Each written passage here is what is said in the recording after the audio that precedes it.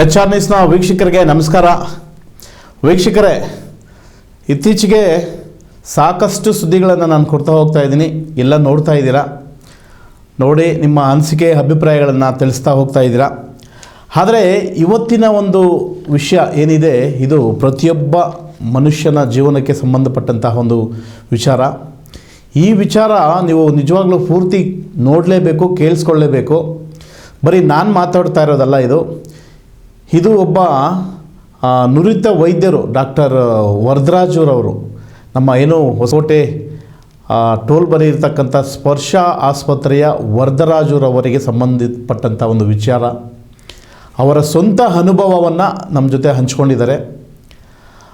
ಅದು ಏನಪ್ಪ ಅಂತಂದರೆ, ನೀವು ನಿಜವಾಗ್ಲೂ ಅವರು ಕೂಡ ಹೇಳಿದ್ದಾರೆ, ಪ್ರತಿಯೊಬ್ಬರು ಈ ವಿಚಾರವನ್ನು ಪೂರ್ತಿಯಾಗಿ ಕೇಳಿಸ್ಕೊಳ್ಳಿ, ನಿಮಗೆ ಇಷ್ಟವಾದರೆ ಮಾತ್ರ ಬೇರೆಯವರ ಜೊತೆ ಹಂಚ್ಕೊಳ್ಳಿ, ಸಾವಿರಾರು ಜನಕ್ಕೆ ಶೇರ್ ಮಾಡಿ ಅಂತ ಕೂಡ ಒಂದು ಮನವಿ ಮಾಡಿದ್ದಾರೆ.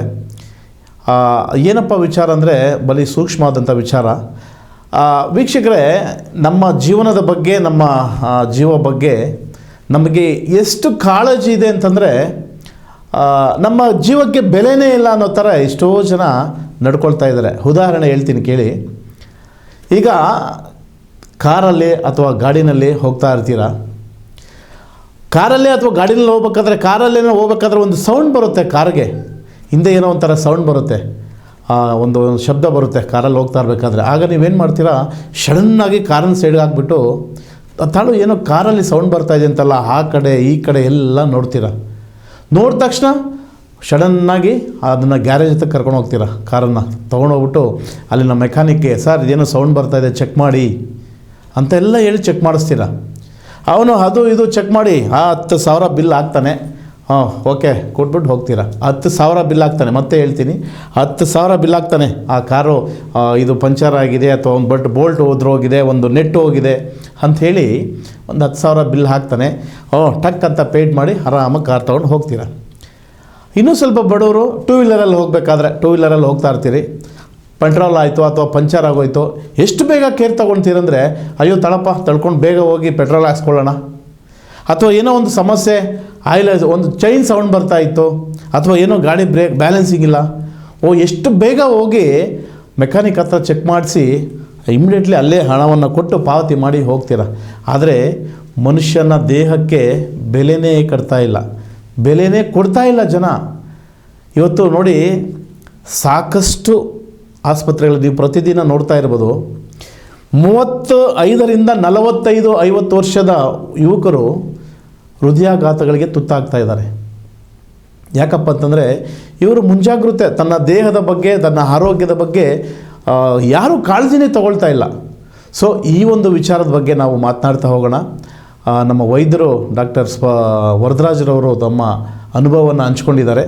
ಏನಪ್ಪ ಅನುಭವ ಅಂತೀರಾ? ನೋಡಿ, ಅವರು ಒಬ್ಬ MBBS MD ಪಡ್ತಕ್ಕಂಥ ಒಂದು ನುರಿತ ವೈದ್ಯರು. ಸಾಕಷ್ಟು ಸಾವಿರಾರು ಆಪರೇಷನ್ಗಳನ್ನು ಮಾಡಿದ್ದಾರೆ. ಪ್ಯಾರಲಿಸಿಸ್ ಆಗಿರ್ಬೋದು, ಲಕ್ವಾ ಆಗಿರ್ಬೋದು, ಹೆಡ್ ಇಂಜುರಿ ಆಗಿರ್ಬೋದು, ಪ್ರತಿಯೊಂದರಲ್ಲಿ ಅವ್ರು ಹೇಳ್ತಾರೆ, 5,000 ಮಾಡಿದೆ, ನಾನು 10,000 ಮಾಡಿದೆ, ಇಷ್ಟೊಂದೆಲ್ಲ ಮಾಡಿದ್ದೀನಿ ಸರ್ ನಾನು ಅಂತ ಮಾತಾಡ್ತಾರೆ. ಅಷ್ಟೊಂದು ರೋಗಿಗಳನ್ನು ಗುಡಿಸ್ಪಡಿಸ್ತಕ್ಕಂಥ ಒಬ್ಬ ವೈದ್ಯರಿಗೆ ಸಿಂಪ್ಟಮ್ಸ್ ಚೇಂಜ್ ಆದರೆ ಹೇಗಾಗುತ್ತೆ? ಅಥವಾ ಅವರು ಸಡನ್ನಾಗಿ ಆಸ್ಪತ್ರೆಗೆ ದಾಖಲಾಗ್ತಾರೆ, ಹೋಗಿ ಮಣಿಪಾಲ್ ಅಂತ ಒಂದು ದೊಡ್ಡ ಆಸ್ಪತ್ರೆಯಲ್ಲಿ ಹೋಗಿ 2 ದಿವಸ ಅಡ್ಮಿಂಟ್ ಆಗಿ ಬರ್ತಾರೆ. ಯಾಕಪ್ಪ ಅಂತಂತೀರಾ? ಹೃದಯಾಘಾತದ ಸಿಂಪ್ಟಮ್ಸು ಅವರಲ್ಲೂ ಚೇಂಜಸ್ ಆಗಿದೆ. ಸೊ ಅವರು ನಿಜವಾಗ್ಲೂ ಹೇಳ್ತಾರೆ, ಸರ್ ಇವತ್ತಿಗೆ ಸಡನ್ನಾಗಿ ಅದು ಎದೆ ನೋವು, ಎದೆ ಭಾಗದಲ್ಲಿ ಅವ್ರು ಹೇಳ್ತಾ ಹೋಗ್ತಾರೆ, ನಾನು ತೋರಿಸ್ತೀನಿ ನಿಮಗೆ. ಈ ಎದೆ ಭಾಗದಲ್ಲಿ ಸ್ವಲ್ಪ ನೋವು ಬಂದ ತಕ್ಷಣ ಎಚ್ಚೆತ್ತುಕೊಂಡು ಇಷ್ಟೆಲ್ಲ ಇಮಿಡಿಯೇಟ್ಲಿ ಮಾಡಿಸಿ ಅಂಜಿಯೋಗ್ರಾಮು, ECG ಇವೆಲ್ಲ ಮಾಡಿಸಿದಾಗ ನನಗೆ ಚೇಂಜಸ್ ಆಗಿದೆ. ಇಮ್ಮಿಡಿಯೇಟ್ಲಿ ನಾನು ಹೋಗಿ ಅದನ್ನು ರೆಫರ್ ಮಾಡ್ಕೊಂಬಂದೆ. ಇಲ್ಲ ಅಂದಿದ್ರೆ ಇವತ್ತು ನಾನು ಇರ್ತಾ ಇರಲಿಲ್ಲ ಖಂಡಿತ ಅಂತ ಕೂಡ ಮಾತನಾಡಿದ್ದಾರೆ. ಹಾಗಾಗಿ ಪ್ರತಿಯೊಬ್ಬರು ದಯವಿಟ್ಟು ಈ ವಿಡಿಯೋ ಒಂದು ಸಾರಿ ನೋಡಿ, ಪೂರ್ತಿಯಾಗಿ ನೋಡಿ. ಅವರು ಯಾವ ಸಂದರ್ಭದಲ್ಲಿ ಏನಾಗುತ್ತೆ, ಮನುಷ್ಯ ಇವತ್ತಿದ್ದೋ ನಾಳೆ ಇಲ್ಲ ಅಂಥೇಳಿ ಸಾಕಷ್ಟು ಉದಾಹರಣೆಗಳನ್ನು ಕೊಟ್ಟಿದ್ದಾರೆ. ದಯಮಾಡಿ ಪ್ರತಿಯೊಬ್ಬರು ಈ ಒಂದು ವಿಡಿಯೋವನ್ನು ನೋಡಿ 4 ಜನಕ್ಕೆ ಶೇರ್ ಮಾಡಿ. ಅಟ್ಲೀಸ್ಟ್ ಯಾರಿಗೋ ಒಬ್ಬರಿಗೆ ಹೋಗೋಂಥ ಪ್ರಾಣ ಉಳಿಸೋದಕ್ಕೆ ಸಹಕಾರಿಯಾಗಲಿ ಅಂತ ನಾನು ನಿಮಗೆ ಈ ಮೂಲಕ ಈ ಒಂದು ಫುಲ್ ವಿಡಿಯೋನ ನಿಮಗೆ ತೋರಿಸ್ತಾ ಇದ್ದೀನಿ. ನೋಡಿ ವೀಕ್ಷಕರೇ, ನಮಸ್ಕಾರ. ನಾನು ಡಾಕ್ಟರ್ ವರದರಾಜ್, ಸ್ಪರ್ಶ ಆಸ್ಪತ್ರೆ ಮತ್ತು ನ್ಯೂರೋ ಸೆಂಟರ್ ಅಂತ ಹೊಸಕೋಟೆ ಟೋಲ್ ಬಳಿ ಇರತಕ್ಕಂಥ ಆಸ್ಪತ್ರೆಯಲ್ಲಿ ಸುಮಾರು 2 ವರ್ಷದಿಂದ ಕೆಲಸ ಮಾಡ್ತಾಯಿದ್ದೇನೆ. ಇದಕ್ಕೂ ಮುಂಚೆ ಸುಮಾರು 10 ವರ್ಷದಿಂದ ಇದೇ ಹೊಸಕೋಟೆ ಭಾಗದಲ್ಲಿ ಕೆಲಸ ಮಾಡ್ಕೊಂಡಿದ್ದೇನೆ. ಇವತ್ತಿನ ದಿವಸ ನಾನು ಏನು ಹೇಳಕ್ಕೆ ಹೊರಟಿದ್ದೀನಿ, ಪ್ರತಿ ಸಾರಿ ನಾನು ಯಾವುದ್ರ ಬಗ್ಗೆ ಆದರೂ ಮಾತಾಡಬೇಕಾದ್ರೆ ಭಾಳಷ್ಟು ಸಾರಿ ನಾನು ಸ್ಟ್ರೋಕ್ ಬಗ್ಗೆ ಮಾತಾಡಿದ್ದೀನಿ. ಯಾವತ್ತೂ ನಾನು ವೀಕ್ಷಕರಿಗೆ ನೋಡಿ ಅಂತ ರಿಕ್ವೆಸ್ಟ್ ಮಾಡ್ಕೊಂಡಿಲ್ಲ, ಯಾಕಂದರೆ ಪಬ್ಲಿಕ್ ಅವೇರ್ನೆಸ್ ಅಂತ ಹೇಳ್ತಾ ಇದ್ದೆ. ಆದರೆ ಇವತ್ತು ನಾನು ಏನು ಮಾತಾಡ್ತಾ ಇದ್ದೀನಿ, ಪ್ರತಿಯೊಬ್ಬರು ಈ ಒಂದು ವಿಷಯನ ಕೂಲಂಕುಷವಾಗಿ ಪ್ರತಿಯೊಂದು ಪಾಯಿಂಟ್ ನಾನು ಏನು ಹೇಳಕ್ಕೆ ಹೊರಡ್ತೀನಿ ಇವತ್ತು ಕೇಳಿಸ್ಕೊಳ್ಳಿ. ಕೇಳಿಸ್ಕೊಂಡಾದ್ಮೇಲೆ ನಿಮಗೆ ಆ ವಿಷಯ ಇಷ್ಟ ಆಯಿತು, ಒಂದು ಸಾಮಾಜಿಕ ಕಳಕಳಿ ಇದೆ ಇದರಲ್ಲಿ ಅಂತ ಗೊತ್ತಾದರೆ ಸಾವಿರಾರು ಜನಕ್ಕೆ ಶೇರ್ ಮಾಡಿಕೊಂಡು ಇದನ್ನು ಒಂದು ಸರ್ಕಾರದ ಹಂತಕ್ಕೆ ತಲುಪೋ ಥರ ಮಾಡಬೇಕು ಅಂತ ಕೇಳ್ಕೊಳ್ತೀನಿ. ಯಾಕಪ್ಪ ಅಂತ ಹೇಳಿದ್ರೆ, ಇವತ್ತು ನಾನೊಬ್ಬ ನ್ಯೂರೋ ಸರ್ಜನ್ ಆಗಿ ಸುಮಾರು 15 ವರ್ಷದಿಂದ ಪ್ರಾಕ್ಟೀಸ್ ಮಾಡ್ತಿದ್ದೀನಿ. ನಾನು ಸುಮಾರು 1000ಕ್ಕೂ ಹೆಚ್ಚು ಬ್ರೈನ್ ಸರ್ಜರಿ ಮಾಡಿದ್ದೀನಿ, ಒಂದು 4000ಕ್ಕೂ ಹೆಚ್ಚು ಸ್ಪೈನ್ ಸರ್ಜರಿ ಮಾಡಿದ್ದೀನಿ, ಒಂದು 6000ಕ್ಕೂ ಹೆಚ್ಚು ಆಕ್ಸಿಡೆಂಟ್ ಕೇಸಸ್ ನೋಡಿದ್ದೀನಿ. ಇನ್ನು ಸ್ಪೆಷಲಿ ಹೇಳ್ಬೇಕಂದ್ರೆ ಸ್ಟ್ರೋಕ್ ಪೇಷಂಟ್ಗಳನ್ನ ಸುಮಾರು ಒಂದು 10,000ಕ್ಕೂ ಹೆಚ್ಚು ಸ್ಟ್ರೋಕ್ ಪೇಷಂಟ್ಗಳನ್ನ ನಾನು ಗುಣಪಡಿಸಿದ್ದೀನಿ. ಆದರೆ ಒಂದು ದಿವಸ ನಾನೇ ಏನು ಫೇಸ್ ಮಾಡಬೇಕಾಯಿತು ಅಂತ ಹೇಳಿದ್ರೆ ಆ ವಿಷಯಕ್ಕೆ ಈಗ ಬರ್ತಾಯಿದ್ದೀನಿ. ಇದೇ 23ನೇ ತಾರೀಕು ಶುಕ್ರವಾರ ಬೆಳಗಿನ ಜಾವ 23ನೇ ತಾರೀಕು. ಏನಪ್ಪ ಅಂದರೆ ರಾತ್ರಿ ಒಂದು 3 ಗಂಟೆಯಲ್ಲಿ ನಾನು ಒಂದು ಎಮರ್ಜೆನ್ಸಿ ಸ್ಪೈನ್ ಸರ್ಜರಿ ಮಾಡ್ತಾಯಿರ್ತೀನಿ. ಸರ್ಜರಿ ಎಲ್ಲ ಮುಗಿಯುತ್ತೆ, ಮುಗಿದು ಬಂದು ಕೂತ್ಕೊಳ್ತೀನಿ. ಕೂತ್ಕೊಂಡ ತಕ್ಷಣ ಎಲ್ಲೋ ಒಂದು ಕಡೆ ನನಗೆ ಚೆಸ್ಟ್ ಪೇನ್ ಆಗಲಿಲ್ಲ, ಬರೀ ಇಲ್ಲಿ ನಾವು ಎಪಿಗ್ಯಾಸ್ಟ್ರಿಯಮ್ ಅಂತೀವಿ, ಎದೆ ಕೆಳಗಡೆ ಭಾಗದಲ್ಲಿ ಭಾಳ ಏನೋ ಒಂಥರ ಟೈಟ್ನೆಸ್ ಅನ್ನಿಸ್ತು. ಅಂದರೆ ಏನೋ ಇಟ್ಕೊಳ್ತಿದೆ, ಒತ್ತುತ್ತಿದೆ ಅಂತ ಅನ್ನಿಸ್ತು. ಫಸ್ಟ್ ಸರಿ ಇವಾಗ ನೋಡಿ, ನಾವು ವೈದ್ಯರಾಗಿದ್ದರೂ ಕೂಡ ಏನು ಅನ್ಕೊತೀವಿ, ಏನೋ ಎಪಿಗ್ಯಾಸ್ಟ್ರಿಕ್ ಪೇನ್ ಇದೆ, ಸ್ವಲ್ಪ ಏನೋ ಲೇಟ್ ನೈಟ್ ಇರ್ಬೋದು, ಸ್ವಲ್ಪ ಗ್ಯಾಸ್ಟ್ರಿಕ್ ಇರ್ಬೋದು ಅಂದ್ಕೊಂಡು ಏನು ಮಾಡಿದೆ, ಮೊದಲು ನಾನು ಅಷ್ಟು ಒಂದು ಜೆಲುಸಿಲ್ ಸಿರಪ್ ಸ್ವಲ್ಪ ತಂದು ಕುಡಿಸಿದೆ, ಒಂದು ಪ್ಯಾಂಟಾಪ್ ಟ್ಯಾಬ್ಲೆಟ್ ತೊಗೊಂಡೆ, ಒಂದು 2 ನಿಮಿಷ 3 ನಿಮಿಷ ನೋಡಿದೆ. ಆವಾಗ ನನಗೆ ಗೊತ್ತಾಗಿದ್ದೇನೆಂದರೆ ಕಡಿಮೆ ಆಗ್ತಿಲ್ಲ, ಜೊತೆಗೆ ಸ್ವಲ್ಪ ಮೈಲ್ಡಾಗಿ ಸ್ವೆಟಿಂಗ್ ಸ್ಟಾರ್ಟ್ ಆಯಿತು. ಅಷ್ಟರಲ್ಲಿ ಅವಾಗ ಎಲ್ಲೋ ಒಂದು ಕಡೆ ಇಮಿಡಿಯೇಟಾಗಿ ಏನು ಮಾಡಿದೆ, ಈಗ ನಾನು ಇದರಲ್ಲೇ ಇರೋದಕ್ಕೆ ಎಮರ್ಜೆನ್ಸಿಯಲ್ಲಿ ಇರೋದಕ್ಕೆ ನನಗೊಂದು ಎಲ್ಲೋ ಒಂದು ಕಡೆ ಹೊಳಿತು, ಇಲ್ಲೆಲ್ಲ ಕಾರ್ಡಿಯಾಕ್ ಇವ್ಯಾಲ್ಯೂಷನ್ ಆಗಬೇಕು ಅಂತ ಅಂದ್ಕೊಂಡು ಇಮಿಡಿಯೇಟಾಗಿ ನನ್ನ ವೈಫ್ಗೆ ಮತ್ತು ನನ್ನ ಬ್ರದರ್ಗೆ ಫೋನ್ ಮಾಡಿದೆ. ಅವ್ರಲ್ಲಿ ಪಕ್ಕದಲ್ಲೇ ಇರ್ತಾರೆ, ಇಬ್ಬರು ಬರ್ತಾರೆ, ಒಂದು 2-3 ನಿಮಿಷದಲ್ಲೇ ಬರ್ತಾರೆ ಅವರು, ಇಲ್ಲಿ ಪಕ್ಕದಲ್ಲೇ ಮನೆ. ಸೊ ಬಂದ ಮೇಲೆ ಏನು ಮಾಡಿದ್ವಿ ಅಂತ ಹೇಳಿದ್ರೆ ಇಮಿಡಿಯೇಟಾಗಿ ECG ಮಾಡಿದ್ವಿ. ECG ಮಾಡಿದ್ರೆ ಅದರಲ್ಲಿ ಚೇಂಜಸ್ ಕಾಣಿಸ್ತು, ಅಂದರೆ ಅವಾಗ ಹಾರ್ಟ್ ಅಟ್ಯಾಕ್ ಆಗಿದೆ, ಚೇಂಜಸ್ ಆಗಿದೆ. ಸೊ ಇಲ್ಲಿ ಇಂಪಾರ್ಟೆಂಟ್ ಏನಕ್ಕೆ ಇದನ್ನು ಒತ್ತಿ ಹೇಳ್ತಾ ಇದ್ದೀನಿ ನಿಮಗೆ ಅಂತ ಹೇಳಿದ್ರೆ, ನನಗೀಗ 44 ವರ್ಷ, ನಂದು ಬ್ಯಾಡ್ ಹ್ಯಾಬಿಟ್ಸ್ ಇಲ್ಲ, ಸ್ಮೋಕಿಂಗ್ ಇಲ್ಲ, ಮೇನ್ ಕಾರಣ. ಎರಡನೇದು BP ನಾರ್ಮಲ್ ಆಗಿದೆ, ಶುಗರ್ಸ್ ನಾರ್ಮಲ್ ಆಗಿದೆ, ಯಾವುದು ಟ್ಯಾಬ್ಲೆಟ್ಸ್ ತೊಗೊತಾ ಇಲ್ಲ. ನನ್ನ ಕೊಲೆಸ್ಟ್ರಾಲು ನಾರ್ಮಲ್ ಆಗಿದೆ, ಅದಕ್ಕೇನು ಟ್ಯಾಬ್ಲೆಟ್ಸ್ ತೊಗೊತಾ ಇಲ್ಲ. ನನ್ನ ದಿನಚರಿಯಲ್ಲಿ ಒಂದು ದಿನಕ್ಕೆ ಕನಿಷ್ಠ ಅಂತ ಹೇಳಿದ್ರು ಒಂದು 50 OPD ಪೇಷಂಟ್ಸ್ ನೋಡ್ತಾ ಇದ್ದೀನಿ, ದಿನಕ್ಕೆ 1 ಇಲ್ಲ 2 ಸರ್ಜರಿ ಮಾಡ್ತಾಯಿದ್ದೀನಿ, ಒಂದು 10ರಿಂದ 20 IP ಪೇಷಂಟ್ಸ್ನ ವಿಸಿಟ್ ಮಾಡ್ತಾಯಿದ್ದೀನಿ. ಅಂದರೆ ಆ್ಯಕ್ಟಿವ್ ಆಗಿದ್ದೀನಿ. ಸೊ ಇಷ್ಟೆಲ್ಲ ಆ್ಯಕ್ಟಿವ್ ಆಗಿದ್ದರೂ ಕೂಡ ಯಾವುದು ಕೋಮಾಬಿಲಿಟೀಸ್ ಅಂತೀವಿ ನಾವು, ರಿಸ್ಕ್ ಫ್ಯಾಕ್ಟರ್ಸು ಇಲ್ಲ ಅಂದರೂ ಕೂಡ ಹಾರ್ಟ್ ಅಟ್ಯಾಕ್ ಆಯಿತು ಅಂತ ಹೇಳಿದ್ರೆ, ಸೊ ಇಲ್ಲಿ ಗಮನಿಸಬೇಕಾಗಿರ್ತಕ್ಕಂಥದ್ದು, ನಾವು ಹಾರ್ಟ್ ಅಟ್ಯಾಕ್ ಆಗಬೇಕಂತ ಹೇಳಿದ್ರೆ ಬರೀ ರಿಸ್ಕ್ ಫ್ಯಾಕ್ಟರ್ಸ್ ಇದ್ದರೆ ಆಗುತ್ತೆ, ನಾವು ಕೆಲಸ ಮಾಡಿದ್ರೆ ಸುಮ್ಮನೆ ಕೂತಿದ್ರೆ ಆಗುತ್ತೆ ಅಂತ ಇಲ್ಲ, ಇನ್ನೂ ಏನೋ ಬೇರೆ ಕಾರಣಗಳಿದ್ದಾವೆ ಅಂತ ಇಲ್ಲಿ ಹುಡುಕಬೇಕಾಗತ್ತೆ. ಇದು ಒಂದು. ಆಮೇಲೆ ಎರಡನೇದು, ಈಗ ಸಪೋಸ್ ಈಗ ನನಗೆ ಹಾರ್ಟ್ ಅಟ್ಯಾಕ್ ಆಗಿದೆ ಅಂತ ಗೊತ್ತಾದ ತಕ್ಷಣ, ಇದು ನಾನು ನನ್ನ ಸ್ಟೋರಿ ಹೇಳ್ತಾ ಇದ್ರು ಕೂಡ ಜನ ನಿಮ್ಮಲ್ಲಿ ಕೂತ್ಕೊಂಡು ನೀವೇನು ಮಾಡಬೇಕು ಅನ್ನೋದನ್ನು ಯೋಚನೆ ಮಾಡಿ. ಏನಂದರೆ ಬಹುಮುಖ್ಯವಾಗಿ ಈಗ ಒಂದು ಸರಿ ಅದು ಕನ್ಫರ್ಮ್ ಆಯಿತು ನನಗೆ ಅಂದ ತಕ್ಷಣ, ಆ ಟೈಮಲ್ಲಿ ಯಾರೇ ಆದರೂ ಆಗಲಿ ಅಲ್ಲಿಂದ ನಾವು ಯೂಶ್ವಲಿ ಅದು ಬಂದುಬಿಟ್ಟಿರುತ್ತೆ ನಮಗೆ, ಫ್ಯಾಮಿಲಿ ಡಾಕ್ಟ್ರನ್ನ ಕೇಳೋಣ, ಫೋನ್ ಮಾಡೋಣ ಅಂತ ಟೈಮ್ ಸ್ವಲ್ಪ ತಗೊತಾರೆ, ವೇಸ್ಟ್ ಮಾಡ್ತಾರೆ, ಇಲ್ಲ ಕ್ಲಿನಿಕ್ ಕರ್ಕೊಂಡು ಹೋಗ್ತಾರೆ ಎಲ್ಲಾದರೂ ಹತ್ರದಲ್ಲಿದ್ದರೆ. ಸೊ ಯಾರೂ ಅಷ್ಟೇ ಆ ಟೈಮಲ್ಲಿ ನಿಮಗೆಲ್ಲೋ ಒಂದು ಕಡೆ ಕಾರ್ಡಿಯಕ್ ತೊಂದರೆ ಅಂತ ಗೊತ್ತಾಯಿತು ಅಂದ ತಕ್ಷಣ ಕ್ಲಿನಿಕ್ಗಳಿಗೆ ಹೋಗೋದು, ಸುಮ್ಮನೆ ಫೋನ್ ಮಾಡ್ಕೊಂಡು ಟೈಮ್ ವೇಸ್ಟ್ ಮಾಡೋದನ್ನು ಯಾರು ದಯವಿಟ್ಟು ಮಾಡೋಕ್ಕೋಗ್ಬೇಡಿ. ಅಲ್ಲಿ ಆವಾಗ ಒಂದೊಂದು ನಿಮಿಷನೂ ಇಂಪಾರ್ಟೆಂಟ್ ಆಗಿರುತ್ತೆ ಅಲ್ಲಿ. ಸೊ ಆವಾಗೇನು ಮಾಡಬೇಕಂದ್ರೆ, ಫಸ್ಟ್ ನೋಡಿ ಎಲ್ಲಾದರೂ ನಿಯರ್ ಬೈ ಕಾರ್ಡಿಯಕ್ ಸೆಂಟ್ರ್ ಇದೆಯಾ ನಿಮಗೆ, first option near by cardiac centre. Near by cardiac centre ಇಲ್ಲ ಅಂದರೆ ನಿಮಗೆ ಕಾರ್ಡಿಯಕ್ ಸೆಂಟ್ರಿಗೆ ಹೋಗೋದು ಒಂದು 2 ಅವರ್ ಲೇಟ್ ಆಗುತ್ತೆ ಅನ್ನೋದು ಇದ್ದರೆ ಆವಾಗ ನಿಯರ್ ಬೈ ಹಾಸ್ಪಿಟಲ್ಗಾದರೂ ಹೋಗಿ. ಏನು ಅಲ್ಲಿ ಮಿನಿಮಮ್ ಬೇಸಿಕ್ ಥಿಂಗ್ಸ್ ಅದನ್ನು ನಿಮಗೆ ಕೊಟ್ಟು ಅದನ್ನು ನಿಮಗೆ ರೆಸ್ಕ್ಯೂ ಮಾಡ್ತಕ್ಕಂಥ ಒಂದು ಆಸ್ಪತ್ರೆಗಾದರೂ ಹೋಗ್ಬೇಕಲ್ಲಿ. ಸೊ ನಾನು ಅದೇ ಥರ ಏನು ಮಾಡಿದೆ, ಒಂದು ಸರಿ ಕನ್ಫರ್ಮ್ ಆದ ತಕ್ಷಣವೇ ಇಮಿಡಿಯೇಟಾಗಿ ಈವನ್ ದೆನ್ ನಾನೇನು ಮಾಡಿದೆ, 2 ಆಪ್ಷನ್ ಇತ್ತು ನನಗೆ ಇಲ್ಲಿ ನಿಯರ್ ಬೈ. ಒಂದು ಇಲ್ಲಿ ಹೊಸಕೋಟೆಯಿಂದ ನನಗೆ ವರ್ತೂರು ಮಣಿಪಾಲ್ ಹಾಸ್ಪಿಟಲ್ ಇತ್ತು, ಎರಡನೇದು ಒಂದು ವೈಟ್ಫೀಲ್ಡ್ ಮಣಿಪಾಲ್ ಹಾಸ್ಪಿಟಲ್ ಮತ್ತು ಆಸ್ಟರ್ ಹಾಸ್ಪಿಟಲ್ ಅಂತ 3 ಹಾಸ್ಪಿಟ್ಲ್ ಇತ್ತು. ನನಗೆ ಕಾರ್ಡಿಯಕ್ ಸಿಗ್ತಕ್ಕಂಥದ್ದು ಇಮಿಡಿಯೇಟ್ ಕೇರ್. ಇಮಿಡಿಯೇಟಾಗಿ ಆ ಒಂದು ನನಗೆ ಇದ್ದಿದ್ರೂ ಎರಡನೇದು ಇಲ್ಲಿ ವಿಷಯ ಗಮನ ಇಟ್ಕೋಬೇಕಾಗಿರೋದು, ಯಾರೇ ಆಗಲಿ ಆ ಥರ ಇದ್ದಲ್ಲಿ ಸಿಚುವೇಶನ್ ಬಂದಲ್ಲಿ ಪ್ಯಾನಿಕ್ ಆಗಬಾರ್ದು, ಕಾಮ್ ಆಗಿರ್ಬೇಕು. ನಂಬರ್ 1, ಪ್ಯಾನಿಕ್ ಆದರೆ ಇನ್ನೂ ಜಾಸ್ತಿ ಆಗಿಬಿಡುತ್ತೆ, ಅಂದರೆ ತೊಂದರೆ ಜಾಸ್ತಿ ಆಗುತ್ತೆ ಅಂತ. ಸೊ ಅವಾಗೇನು ಮಾಡಿದೆ, ನಾನೇ ಗೂಗಲ್ ಮಾಡಿ ನೋಡಿದೆ ಯಾವುದು ಹತ್ರ ಆಗುತ್ತೆ ರೀಚ್ ಆಗೋದಕ್ಕೆ ಅಂತ. ಸೊ ಜಸ್ಟ್ 3 ಮಿನಿಟ್ ಡಿಫ್ರೆನ್ಸ್ ಇತ್ತು. ವರ್ತೂರು ಮಣಿಪಾಲ್ಗೆ 3 ಮಿನಿಟ್ ಕಡಿಮೆ ಇತ್ತು, ಆ ಕಡೆ ಆಸ್ಟರ್ಗೆ 3 ಮಿನಿಟ್ ಹೆಚ್ಚು ಕಾಣಿಸ್ತಿತ್ತು. ನಾನೇನು ಮಾಡಿದೆ, ಇಮಿಡಿಯೇಟಾಗಿ ವರ್ತೂರು ಮಣಿಪಾಲ್ಗೆ ಫೋನ್ ಮಾಡಿ ಈ ಥರ ಎಮರ್ಜೆನ್ಸಿ ಇದೆ, ಕಾರ್ಡಿಯಕ್ ಎಮರ್ಜೆನ್ಸಿ ಇದೆ, ಸೊ ಈಗ ಬರ್ತಾ ಇದ್ದೀವಿ, ಕಾರ್ಡಿಯಾಲಜಿಸ್ಟ್ ಇದ್ದಾರೆ ಅಂದ ತಕ್ಷಣ ಸೊ ಇಮಿಡಿಯೇಟ್ಲಿ ಅವ್ರಿಗೆ ನಾವು ಇಲ್ಲಿ ಕೋಆರ್ಡಿನೇಟ್ ಅಂತ ಹೇಳಿ ನಾವು ಇಲ್ಲಿಂದ ಅಲ್ಲಿ ರೀಚ್ ಆಗಿ ಎಕ್ಸಾಕ್ಟ್ಲಿ ಒಂದು 60 ಮಿನಿಟ್ ಏನೋ ಆಯಿತು ಎಕ್ಸಾಕ್ಟ್ಲಿ ಇಲ್ಲಿಂದಲ್ಲಿ ಹೋಗೋಕ್ಕೆ. ಇಲ್ಲಿ ಹೋಗೋ ಒಳಗಡೆ so cardiologist is also waiting at ER room, ಅಂದರೆ ಎಮರ್ಜೆನ್ಸಿ ರೂಮಲ್ಲಿ ಇರ್ತಾರೆ. ಸೊ ಫಾರ್ಚುನೇಟ್ಲಿ ಅಂದರೆ ನನ್ನ ಅದೃಷ್ಟ ಅನ್ನೋ ಥರ ಏನಾಯ್ತು ಅಂದರೆ ಅಲ್ಲಿ ಹೋಗಿ ನೋಡ್ತೀನಿ ಕಾರ್ಡಿಯಾಲಜಿಸ್ಟ್ ಯಾರಿದ್ರು ಅಂತ ಹೇಳಿದ್ರೆ, ನಾನು ವೈದೇಹಿ ಆಸ್ಪತ್ರೆಯಲ್ಲಿ ನ್ಯೂರೋ ಸರ್ಜರಿ ಡಿಪಾರ್ಟ್ಮೆಂಟಲ್ಲಿ ವರ್ಕ್ ಮಾಡಬೇಕಾದ್ರೆ ನಮ್ಮ ಯೂನಿಟಲ್ಲಿ ಒಬ್ಬರು ಅವಾಗ ಇಂಟರ್ನಾಗಿ ಪೋಸ್ಟ್ ಆಗಿರ್ತಾರೆ, ಡಾಕ್ಟರ್ ರಾಕಿ ಅಂತ. ಸೊ ಅವರಿಗೆ ಕಾರ್ಡಿಯಾಲಜಿಸ್ಟ್ ಆಗಿ ಅಲ್ಲಿರ್ತಾರೆ. ನೋಡಿದ ತಕ್ಷಣ ನನಗಿನ್ನು ಸ್ವಲ್ಪ ಕಾನ್ಫಿಡೆಂಟ್ ಬಿಲ್ಟ್ ಆಯಿತು. ಅಂದರೆ ನಮ್ಮವ್ರು ಇದಾರಲ್ಲ ಇದೆ, ಓಕೆ ನಾನು ಸುಮ್ಮನೆ ಹೋಗಿ ಮಲ್ಕೊಂಡ್ರೆ ಸಾಕು, ಏನೋ ಒಂದು ಮಾಡ್ತಾರೆ ಅವರು ಅಂತ ನನಗಿನ್ನು ಸ್ವಲ್ಪ ಧೈರ್ಯ ಬಿಲ್ಡ್ ಆಯ್ತು ಅಲ್ಲಿ.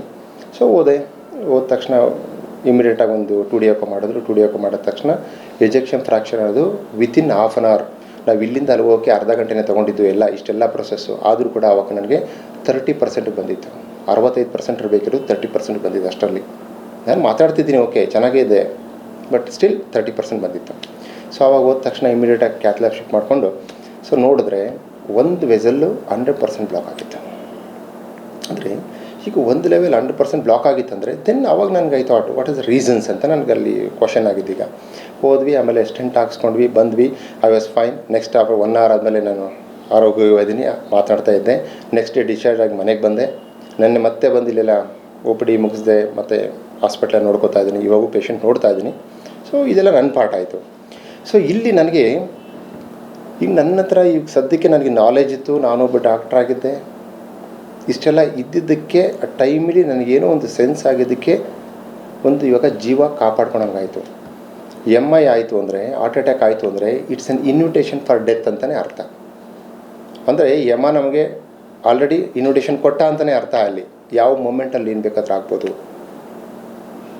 ಯಮ ಇನ್ವಿಟೇಷನ್ ಕೊಟ್ಟ ಮೇಲೆ ಯಾವುದೋ ಒಂದು ದೇವರ ಒಂದು ಅನುಗ್ರಹನೋ ಏನೋ ಒಂದಿತ್ತು, ಆ ಶಿವ ಒಂದು ಕಾಪಾಡ್ದಂತಷ್ಟೇ ಹೇಳ್ಕೋಬೇಕು ಇವತ್ತು ನಾವಿಲ್ಲಿ. ಸೊ ಈ ಒಂದು ಟೈಮನ್ನು ಎಷ್ಟೋ ಜನ ಮಿಸ್ ಮಾಡ್ಕೊತಾ ಇದ್ದಾರೆ.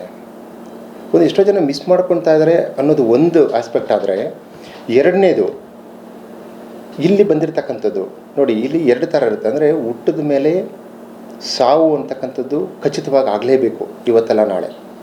ಆದರೆ 70 ವರ್ಷದ ಮೇಲೆ ಸಾವು ಬರ್ತಕ್ಕಂಥದ್ದೇ ಬೇರೆ, ಅದು ವಯೋಮಿತಿಯಿಂದ ಬರ್ತಕ್ಕಂಥದ್ದು. ಆದರೆ 30 ವರ್ಷದಿಂದ ಇವತ್ತಿನ ಒಂದು ಕಾಲಘಟ್ಟದಲ್ಲಿ 30 ವರ್ಷದಿಂದ 55 ಏನು ನಾವು ಯಂಗ್ ಏಜ್ ಅಂತ ಕರಿತೀವಲ್ವಾ, ಸೊ ಈ ಒಂದು ಏಜ್ ಗ್ರೂಪಲ್ಲಿ ಕೂಡ ಈ ಥರ ಅಕ್ಯೂಟ್ ಮಯೋಕಾರ್ಡಿಯಲ್ ಇನ್ಫಾರ್ಕ್ಷನ್ ಆಗಿ, ಅಂದರೆ ಹಾರ್ಟ್ ಅಟ್ಯಾಕ್ಸ್ ಆಗಿ ಇವತ್ತು ಹೆಚ್ಚಿನ ರೀತಿಯಲ್ಲಿ ಯುವಕರು ಸಾವು ಬರ್ತಾ ಇದ್ದಾರೆ, ಅಂದರೆ ಸಾವಿಗೀಡಾಗ್ತಾ ಇದ್ದಾರೆ ಅಂತ. ಅಂದರೆ ಇದನ್ನು ಅಕಾಲಿಕ ಮರಣ ಅಂತೀವಿ.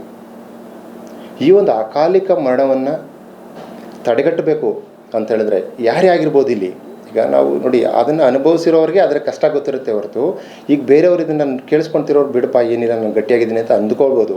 ಅದನ್ನು ನಾನು ಒಂದೇ ಒಂದು ಎಚ್ಚರಿಕೆ ಕೊಡ್ತಾ ಇರೋದು, ನೀವೆಷ್ಟೇ ಗಟ್ಟಿಯಾಗಿರ್ರಿ, ನೀವೇನೇ ಕೆಲಸಗಳು ಮಾಡ್ತಾಯಿರಿ, ಯಾರ್ಯಾರ್ದು day and night shifts working ಇದೆಯೋ, ಇನ್ಕ್ಲೂಡಿಂಗ್ ಮೀಡಿಯಾದವ್ರು ನಾನು ಹೇಳ್ತಾ ಇರೋದು. ಡೇ ಆ್ಯಂಡ್ ವೈಟ್, ಇವಾಗ ಡೈ ಆ್ಯಂಡ್ ಇರುತ್ತೆ, ರಾತ್ರಿ ಕೆಲಸ ಮಾಡಬೇಕು, ಬೆಳಗ್ಗೆ ಮಾಡಬೇಕು. ಫಾರ್ ಎಕ್ಸಾಂಪಲ್ IT ಕಂಪ್ನೀಸ್ ಇರ್ಬೋದು, ಫಾರ್ ಎಕ್ಸಾಂಪಲ್ ಡ್ರೈವರ್ಸ್ ಇರ್ಬೋದು, ಯಾರೇ ಇರ್ಬೋದು. ಈಗ ಸೊ ಇವರೆಲ್ಲ ಯಾರ್ಯಾರು, ನನ್ನ ಪ್ರಕಾರ ನಾನೊಂದು ಸಲಹೆ ಕೊಡ್ತಕ್ಕಂಥದ್ದು, 35 ವರ್ಷದ ಮೇಲೆ ಆಗಿದೆ, ನೀವೆಲ್ಲ ಚೆನ್ನಾಗಿದ್ದೀರಾ, ನಿಮಗೆ BP ಶುಗರು ಏನೂ ಇಲ್ಲ ಅಂತ ಅಂದರೂ ಕೂಡ ಅಟ್ಲೀಸ್ಟ್ ಒಂದು ಪ್ರೀ ವ್ಯಾಲ್ಯೂಯೇಷನ್ ಮಾಡ್ಕೊಳ್ಳಿ ಕಾರ್ಡಿಯಕ್ಕೆ. ಏನಕ್ಕಂದರೆ ಅಕಾಲಿಕ ಮರಣದಿಂದ ನೀವು ಒಬ್ಬರಿಗೆ ನಷ್ಟ ಅಲ್ಲ, ಇಡೀ ಕುಟುಂಬಕ್ಕೆ ನಷ್ಟ. ಸೊ ಅದೊಂದನ್ನು ತಡೆಗಟ್ಟಬೇಕು ಅನ್ನೋದಿತ್ತು ಅಂದರೆ ಒಂದು ಕಾರ್ಡಿಯಕ್ ಇವ್ಯಾಲ್ಯೂಯೇಷನ್ನು ಮಾಡ್ಕೊಳ್ಳಿ. ಆ ಕಾರ್ಡಿಯಕ್ ಇವ್ಯಾಲ್ಯೂಯೇಷನ್ ಅಂತ ಹೇಳಿದ್ರೆ ಕೆಲವರೆಲ್ಲ ಹೋಗ್ಬಿಟ್ಟು ಏನು ಮಾಡ್ತಾರೆ, ECG ಮಾಡಿಸ್ಕೊತಾರೆ. ECG is not an evaluation, ಜ್ಞಾಪಕ ಇಟ್ಕೊಳ್ಳಿ. ECG ಅಂತಕ್ಕಂಥದ್ದು ನಿಮಗೆ ಹಾರ್ಟ್ ಅಟ್ಯಾಕ್ ಆದಮೇಲೆ ಬರ್ತಕ್ಕಂಥ ಚೇಂಜಸ್ ಅದು. ನೀವು ನಾರ್ಮಲಾಗಿ ಹೋಗಿ ಮಾಡಿಸ್ಕೊಂಡ್ರೆ ECG ನಾರ್ಮಲಾಗೇ ಇರುತ್ತೆ ನಿಮಗೆ.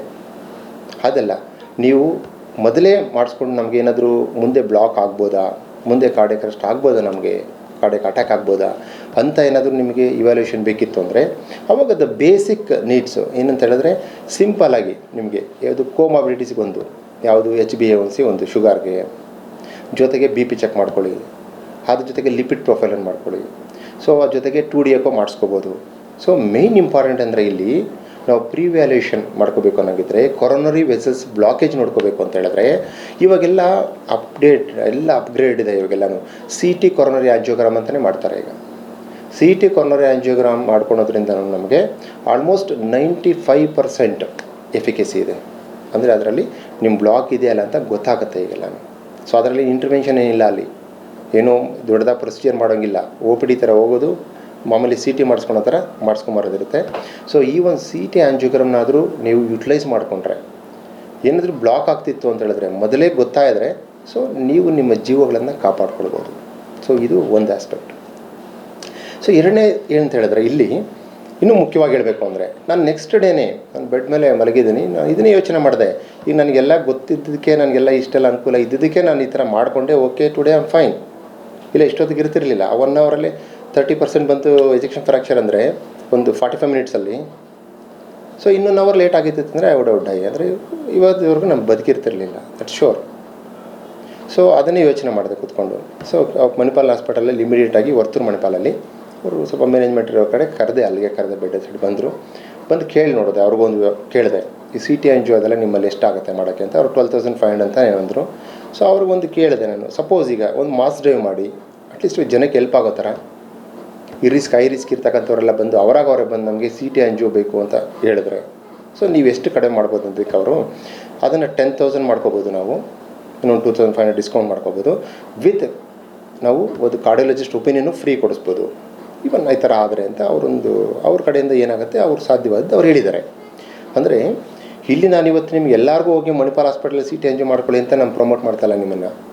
ಯಾರ್ಯಾರು ಹೈ ರಿಸ್ಕ್ ಗ್ರೂಪ್ ಇದ್ದೀರಾ, ಯಾರ್ಯಾರ ಹತ್ರ ನಿಮಗೆ ಒಂದು 10,000 ರೂಪಾಯಿ ದುಡ್ಡಿಗೆ ಕೊರತೆ ಇಲ್ಲ ಅಂದರೆ ನೀವು ಒಂದು ವೆಹಿಕಲ್ ಇಟ್ಕೊಂಡು ಒಂದು ಕಾರ್ಗೆ ಸರ್ವಿಸ್ ಮಾಡ್ಸೋಕ್ಕೆ 20,000 30,000 ಸುರಿತೀವಿ ನಾವು ವರ್ಷಕ್ಕೆ.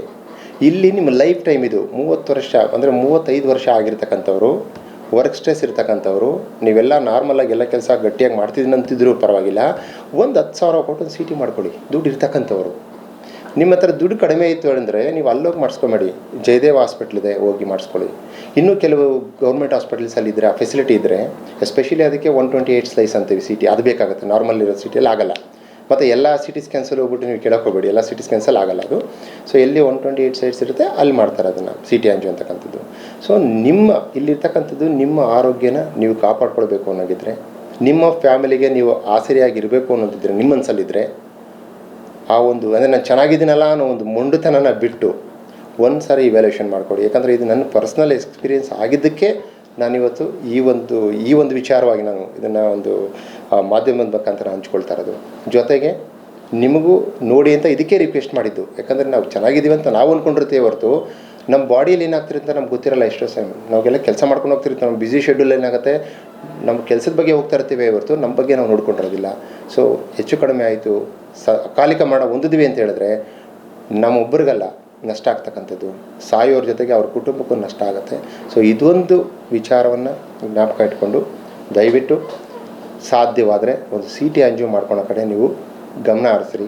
ಅದರ ಬ್ಲಾಕೇಜ್ ಗೊತ್ತಾಯಿತು ಅಂದರೆ ಮೊದಲೇ ನಿಮ್ಮ ಆರೋಗ್ಯ ನೀವು ಕಾಪಾಡ್ಕೊಳ್ಬೋದು ಅಂತ ಹೇಳಿ ಇಷ್ಟಪಡ್ತೇನೆ. ಈಗ ನೀವು ಕೋವಿಡ್ ವಿಚಾರ ಬಂದಿದ್ದಕ್ಕೆ ಒಂದು ವಿಷಯನ ಹೇಳಲೇಬೇಕು ಇವತ್ತು ನೋಡಿ. ಕೋವಿಡ್ ಅಂದರೆ ಫಾರ್ ಎಕ್ಸಾಂಪಲ್ ಈಗ ಮೊದಲಿನ ಕಾಲಘಟ್ಟಕ್ಕೆ ಅಂದರೆ ಒಂದು 5 ವರ್ಷದ ಹಿಂದೆಗೆ ಈಗ ನಾವು ಕಂಪೇರ್ ಮಾಡಿ ನೋಡ್ತಾ ಇದ್ರೆ ಸ್ಟ್ರೋಕ್ ಇನ್ ಯಂಗ್ ಅಂದರೆ ನಾವು ಬ್ರೈನ್ ಸ್ಟ್ರೋಕ್ ಆಗ್ತಕ್ಕಂಥದ್ದು ಯಂಗ್ ಗ್ರೂಪಲ್ಲಿ, ಕಾರ್ಡಿಯಾಕ್ ಅರೆಸ್ಟ್ ಆಗ್ತಿರ್ತಕ್ಕಂಥದ್ದು ಯಂಗ್ ಗ್ರೂಪಲ್ಲಿ, ಹಾರ್ಟ್ ಅಟ್ಯಾಕು ಇದು ನಿಜವಾಗ್ಲೂ ಇನ್ಸಿಡೆನ್ಸ್ ಅನ್ನೋದು ಜಾಸ್ತಿ ಆಗಿದೆ. ಕೊರೋನಾ ಬಂದು ಹೋದ್ಮೇಲೆ ಸ್ವಲ್ಪ ಜಾಸ್ತಿ ಆಗಿದೆ. ಅದೆಲ್ಲರೂ ಗೊತ್ತಿರತಕ್ಕಂಥ ವಿಚಾರ. ಕರ್ನಾಟಕದಲ್ಲೇ ಭಾಳಷ್ಟು ಸಾರಿ ಮಾಧ್ಯಮಗಳಲ್ಲೇ ಭಾಳಷ್ಟು ಚರ್ಚೆ ಆಗಿತ್ತದು. ಹಾಸನದಲ್ಲೂ ಭಾಳ ಇಶ್ಯೂಗಳಾಯಿತು, ಬೆಂಗಳೂರಲ್ಲ ಭಾಳ ಇಶ್ಯೂಸ್ ಆಯಿತು, ಭಾಳಷ್ಟು ಚರ್ಚೆಗಳಾಯಿತು. ಈಗ ನನ್ನ ಒಂದು ಒಪಿನಿಯನ್ ಪ್ರಕಾರ ಹೇಳೋದಂತ ಹೇಳಿದ್ರೆ, ಅಲ್ಲಿ ಎಷ್ಟೋ ಜನ ತಪ್ಪು ಮಾಹಿತಿ ಕೊಟ್ಟರು, ಕೊರೋನಾ ವ್ಯಾಕ್ಸಿನ್ ತೊಗೊಂಡಿದ್ದಕ್ಕೆ ಹೀಗಾಯಿತು ಅಂತ. ಬಟ್ ಕೊರೋನಾ ವ್ಯಾಕ್ಸಿನ್ ತೊಗೊಂಡಿದ್ದಕ್ಕಾಗಿಲ್ಲ. ಅದು ಅಲ್ಲಿ ಆಗ್ತಿರೋದೇನೆಂದರೆ, ಕೋವಿಡ್ ಅಂತಕ್ಕಂಥ ವೈರಸ್ಸು ಬರೀ ಯಾರಕ್ಕೆ ಕಾಯಿಲೆ ಬಂದು ಅಡ್ಮಿಟ್ ಆಗಿದ್ರಲ್ಲ ಹಾಸ್ಪಿಟ್ಲಲ್ಲಿ ಅವ್ರಿಗಷ್ಟೇ ಬಂದಿದ್ದಲ್ಲ, ಅದು ಪ್ರತಿಯೊಬ್ಬರಿಗೂ ಬಂದಿರುತ್ತೆ. ಅದು ವೈರಸ್ಸು ಪ್ರತಿಯೊಬ್ಬರಿಗೂ ಸ್ಪ್ರೆಡ್ ಆಗಿರುತ್ತೆ. ಅಂದರೆ ಅವರವರ ಇಮ್ಯುನಿಟಿ ಮೇಲೆ ಅದು ಯಾವ ಥರ ರಿಯಾಕ್ಟ್ ಆಗುತ್ತೆ ಅನ್ನೋದು ಇಂಪಾರ್ಟೆಂಟ್. ಅಲ್ಲಿ ಕೆಲವರಿಗೆ ಅಡ್ಮಿಟ್ ಆಗಬೇಕಾಗಿರುತ್ತೆ, ಕೆಲವರು ಮನೆಯಲ್ಲೇ ಮಾತ್ರೆ ತಗೋತಾರೆ, ಕೆಲವರಿಗೆ ಸಿಂಪ್ಟಮ್ಸೇ ಬಂದಿರಲ್ಲ, ಅವ್ರಿಗೆ ಒಂದಿನ ಸ್ವಲ್ಪ ಫೀವರ್ ಬಂದು ಹೊರಟೋಗಿರುತ್ತೆ ಅವ್ರಿಗೆ.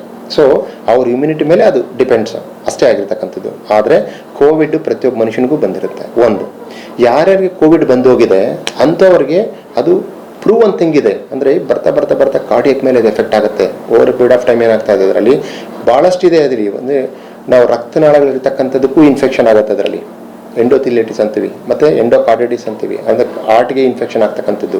ಆಮೇಲೆ ಇದೆಲ್ಲ ಆಗೋದ್ರಿಂದ ನಮಗೆ ಮೈಕ್ರೋ ಥ್ರಾಂಬಸ್ ಅಂತೀವಿ, ಅಂದರೆ ಚಿಕ್ಕ ಚಿಕ್ಕ ರಕ್ತನಾಳಗಳಲ್ಲಿ ಥ್ರಾಂಬಸ್ ಫಾರ್ಮ್ ಆಗತಕ್ಕಂಥದ್ದು. ಸೊ ಆ ಒಂದು ರಿಸ್ಕನ್ನು ಈ ಕೊರೋನಾ ವೈರಸ್ ಕೊಡ್ತಾ ಇದೆ ಇವಾಗ. ಸೊ ಅದ್ರ ಬಗ್ಗೆನೂ ಗಮನ ಹರಿಸ್ಬೇಕು ಈಗ ನಾವು. ಮೋಸ್ಟ್ಲಿ ಅದು ಒಂದು ಕಾರಣ ಇರ್ಬೋದು. ಇವನ್ ನನ್ನ ವಿಷಯದಲ್ಲೂ ಅದು ಒಂದು ರಿಸ್ಕ್ ಫ್ಯಾಕ್ಟರ್ ಇರ್ಬೋದು, ನನಗೆ ಇಲ್ಲ ಅಂತ ಹೇಳೋಕ್ಕಾಗಲ್ಲ. ಸೊ ಅದು ಇರ್ಬೋದು. ಸೊ ಈ ಒಂದು ವಿಚಾರಕ್ಕೆ ಬಂದರೆ ನಾನು ಏನು ಹೇಳೋಕ್ಕೆ ಇಷ್ಟಪಡ್ತೇನೆ ಅಂದರೆ, ಈಗ ನೋಡಿ, ಒಂದು ದಿನಕ್ಕೆ ಇದನ್ನು ಮತ್ತೆ ಗಮನ ಇಟ್ಟು ಕೇಳ್ಕೊಳ್ಳಿ. ಪ್ರತಿದಿನ ಕರ್ನಾಟಕದಲ್ಲಿ, ಏಕೆಂದರೆ ಇದನ್ನು ಈಗ ನೋಡಿ, ನಾವು ಈಗ ಕೆಲವರು ಈಗ ಯೂಟ್ಯೂಬರ್ಸ್ ಎಲ್ಲನೂ ನಾವು ಆ ಲೆವೆಲ್ಗೆ ಹೋಗೋಕ್ಕಾಗಲ್ಲ, ಏನು ಇಡೀ ಕರ್ನಾಟಕದ ಲೆವೆಲ್ ಇವ್ಯಾಲ್ಯೂಷನ್ ಮಾಡೋಕ್ಕಾಗಲ್ಲ. ಈ ಕೆಲವರು ಯಾವುದು ಟಿ ವಿನೇ ಇರ್ಬೋದು, ಪಬ್ಲಿಕ್ ಟಿ ವಿ ಇರ್ಬೋದು, ಇವರೆಲ್ಲ ದೊಡ್ಡ ಮಟ್ಟದಲ್ಲಿ ಫ್ರಂಟ್ ಲೈನ್ ಮೀಡಿಯಾಸ್. ಸೊ ಇವರು ಆ ಒಂದು ವಿಷಯನ ಬೇಕಾದ ಗಣತಿಗೆ ತಗೊಂಡು ಅವರು ಎನ್ಕ್ವೈರಿ ಮಾಡಿ ಒಂದೇನೋ ಒಂದು ಮಾಡಲಿ. ಈಗ ಆಲ್ಮೋಸ್ಟ್ ಕರ್ನಾಟಕದಲ್ಲಿ ಟ್ರೈಕಾಗ್ ಅಂತ ನಾವು ECG ತಗೋತೀವಲ್ಲ, ಅದು ಟ್ರೈಕಾಗ್ ಅಂತ ಒಂದು ಇದಿರುತ್ತೆ, ಕಂಪ್ನಿ ಕಡೆಯಿಂದನೇ ECG ಮಾಡಿಸ್ತಾ ಇರ್ತೀವಿ. ಅದರಲ್ಲಿ ರಿಪೋರ್ಟಿಂಗ್ ಬರುತ್ತೆ, ಕಾರ್ಡಿಯಾಲಜಿ ರಿಪೋರ್ಟಿಂಗ್ ಬರುತ್ತೆ. ಅದನ್ನು ತಗೊಂಡು ಒಂದು ಇಟ್ಕೊಂಡ್ರೆ 50% ಅದರಲ್ಲಾಗುತ್ತೆ, 50% ಇಂಡಿವಿಜುವಲ್ ಆಗ್ತಾ ಇದೆ ಈಗ, ಇನ್ಕ್ಲೂಡಿಂಗ್ ಜಯದೇವನ ಹೇಳ್ತಿರೋದು.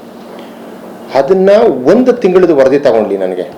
ನಾವು 1 ವರ್ಷದ ಬೇಡ, 10 ವರ್ಷದ ಬೇಡ, 1 ತಿಂಗಳದ್ದು ವರದಿ, ಯಾವುದೋ ಒಂದು ಡಿಸೆಂಬರ್ದು ವರದಿ ಅಂತ ತಗೊಳ್ಳಿ ಅವರು, ಫುಲ್ ಮಂತ್ 1 ಮಂತ್.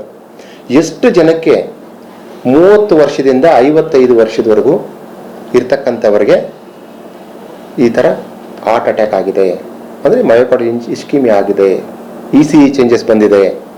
ಆ ಬಂದಿರೋದ್ರಲ್ಲಿ ಆ ವಯೋಮಿತಿನ ಹೇಳ್ತಿರೋದು ಈಗ 70-80 ವರ್ಷದ ಹೇಳ್ತಿಲ್ಲ, ಬರೀ ಮತ್ತೊಂದು ಸರಿ ಹೇಳ್ತಾ ಇದ್ದೀನಿ, 30ರಿಂದ 55 ಅಂತ ಇಟ್ಕೊಳ್ಳಿ. ಜೊತೆಗೆ ಆ ಬಂದಿರೋದು ಟ್ರ್ಯಾಕ್ ಮಾಡಲಿ. ಓಕೆ, ಯಾರೋ XYZ ಈ ಒಂದು ಮನುಷ್ಯನಿಗೆ ಇಲ್ಲಿ ECG ಪಾಸಿಟಿವ್ ಬಂತು, ಇವತ್ತು ಆ ಮನುಷ್ಯ ಬದುಕಿದಾನ ಅಂತ ಹೋಗಿ ಹುಡುಕ್ಲಿ. ಬದುಕಿದಾನ ಇಲ್ಲ ಸತ್ತಿದಾನ ಗೊತ್ತಾಗತ್ತೆ. ಈ ಗಣತಿ ಆಗಲಿ. ನಮಗೆ ಜಾತಿ ಗಣತಿಗಿಂತ ಇದು ಭಾಳ ಇಂಪಾರ್ಟೆಂಟ್ ಅಂತ ಹೇಳ್ತಕ್ಕಂಥದ್ದು ಈ ಒಂದು ಕಾಲಘಟ್ಟಕ್ಕೆ. ಏನಕ್ಕೆಂದರೆ ಸುಮಾರು 15 ಜನಕ್ಕೆ ಕರ್ನಾಟಕ ಒಂದರಲ್ಲಿ ಒಂದು ದಿನಕ್ಕೆ ಸುಮಾರು 15 ಪಾಸಿಟಿವ್ ಆಗ್ತಾ ಇದ್ದಾವೆ. ಈ ಏಜ್ ಗ್ರೂಪಲ್ಲಿ ನಾನು ಹೇಳ್ತಿರ್ತಕ್ಕಂಥದ್ದು. 15 ಜನದಲ್ಲಿ ಏನಿಲ್ಲ ಆದರೂ 3 ಜನ 4 ಜನ ದಿನಕ್ಕೆ ಸಾಯ್ತಾ ಇದ್ದಾರೆ. ಇನ್ನು ಒಂದು 10ರಿಂದ 15 ಜನ ಇವಾಗ ನಂತರ ಹುಡ್ಕೊತಾ ಇದ್ದೀವಿ. ಅಂದರೆ ಒಂದು ದಿನಕ್ಕೆ ಒಂದು 3-4 ಜನ ಸಾಯ್ತಿದ್ದಾರೆ ಅಂತ ಹೇಳಿದ್ರು ಎಷ್ಟಾಯಿತು ಒಂದು ತಿಂಗಳಿಗೆ? ತಿಂಗಳಿಗೆ 100 ಜನ. ಅಂದರೆ ತಿಂಗಳಿಗೆ 100 ಜನ ಇವಾಗ ಬರೀ MI ಆಗಿ ಅಕಾಲಿಕ ಮರಣವನ್ನು ಹೊಂದ್ತಾ ಇದ್ದಾರೆ. ತಿಂಗಳಿಗೆ 100 ಜನ ಅಕಾಲಿಕ ಮರಣ ಹೊಂದ್ತಾ ಇದ್ದಾರೆ ಅಂತ ಹೇಳಿದ್ರೆ ಇದು ಎಷ್ಟು ಬಿಗ್ ಇಶ್ಯೂ ಇದು ಗೌರ್ಮೆಂಟ್ ಲೆವೆಲ್ಗೆ ಅಂತ ಹೇಳಿದ್ರೆ. ಆ್ಯಕ್ಚುಲಿ ಹೇಳ್ಬೇಕಂತ ಹೇಳಿದ್ರೆ ಈಗ ಈ ಒಂದು ವಿಷಯಗಳನ್ನು ನಾವು ಇದನ್ನ ಹೇಳಬಾರ್ದು, ಆದ್ರೂ ಆ್ಯಡ್ ಮಾಡಿದ್ರೆ ಜನಕ್ಕೆ ತಲೆಗೆ ಹೋಗ್ಲಿ ಅಂತ ನಾನು ಇದನ್ನು ಹೇಳ್ತಾ ಇದ್ದೀನಿ. ವಿಷಯನ ಇಮ್ಯಾಜಿನ್ ಮಾಡ್ಕೊಳ್ಳಿ. ಧರ್ಮಸ್ಥಳ ವಿಷಯದಲ್ಲಿ ಯಾರೋ ಕೆಲವರು ಕಿಡಿಗೇಡಿಗಳು, ಅವಿವೇಕಿಗಳು, ಯಾರೋ ಮಟ್ಟಣ್ಣವ್ರಂತೆ, ಇನ್ನೊಬ್ಬ ತಿಮ್ಮರೋಡಿ ಅಂತೆ, ಇನ್ನೊಬ್ಬ ಯಾರೋ ಒಬ್ಬ ಯೂಟ್ಯೂಬರ್ ಸಮೀರ್ ಅಂತ ಹುಡುಗನ ಹಿಡ್ಕೊಂಡು ಒಂದು ಜಾತಿಗಳ ನಡುವೆ ಇಡೋಕ್ಕೋ, ಇನ್ನೊಂದು ಮಾಡೋಕ್ಕೋ, ಮತ್ತೊಂದು ಮಾಡೋಕ್ಕೋ ಅಲ್ವಾ, ಸಂಘರ್ಷಗಳು ಕ್ರಿಯೇಟ್ ಮಾಡೋಕ್ಕೋ, ಇಲ್ದಿರೋದನ್ನ ಹೇಳೋಕ್ಕೋ ಏನೋ ಒಂದು ಕ್ರಿಯೇಟ್ ಮಾಡಿ ಒಂದು 10 ಜನ ಸತ್ತಿದ್ದಾರೆ ಅಂತ ಹೇಳಿದ ತಕ್ಷಣ, ಅದು ಯಾವ ಕಾಲದಲ್ಲೂ ಸತ್ತಿದ್ದಾರೆ ಅಂತ ಹೇಳಿದ ತಕ್ಷಣ ಅಷ್ಟು ಇಂಪಾರ್ಟೆಂಟ್. ಅಂದರೆ ಇಡೀ ಸರ್ಕಾರಕ್ಕೆ ಧರ್ಮ ಸಂಕಟವಾಯಿತು, ಕುತ್ತಿಗೆ ಬಂದಿತ್ತು ಸರ್ಕಾರಕ್ಕೆ ಧರ್ಮ ಸಂಕಟ ಅಂದ್ರೂ ಕೂಡ ಅದನ್ನ ಹೋಗಿಸಿ ಇಡೀ ಧರ್ಮಸ್ಥಳನ ಬಗದ್ರು ಅಗದ್ರು ಅಲ್ವಾ.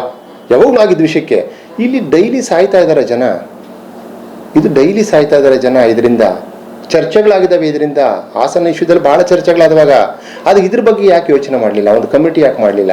ಕಮಿಟಿ ಮಾಡಿ 1 ತಿಂಗಳದಾದ್ರೂ ಅವ್ರು ಇವ್ಯಾಲ್ಯೂಷನ್ ಮಾಡಿ, ಇಲ್ಲ ಇದೇನೋ ನಡೀತಾ ಇದೆ ಇಲ್ಲಿ, ಇದನ್ನು ಅಕಾಲಿಕ ಮರಣಗಳನ್ನ ಇದರಿಂದ ಹಾರ್ಟ್ ಅಟ್ಯಾಕಿಂದ ಆಗ್ತಿರೋ ಮರಣಗಳನ್ನ ನಾವು ತಡಿಬೇಕು. ಹಾರ್ಟ್ ಅಟ್ಯಾಕ್ ಜೊತೆಗೆ ಸ್ಟ್ರೋಕು ಆಗ್ತಾ ಇದ್ದಾವೆ ಈಗ, ಸ್ಟ್ರೋಕಿನ ಹೆಂಗೂ ಆಗ್ತಾ ಇದ್ದಾವೆ ಈಗ.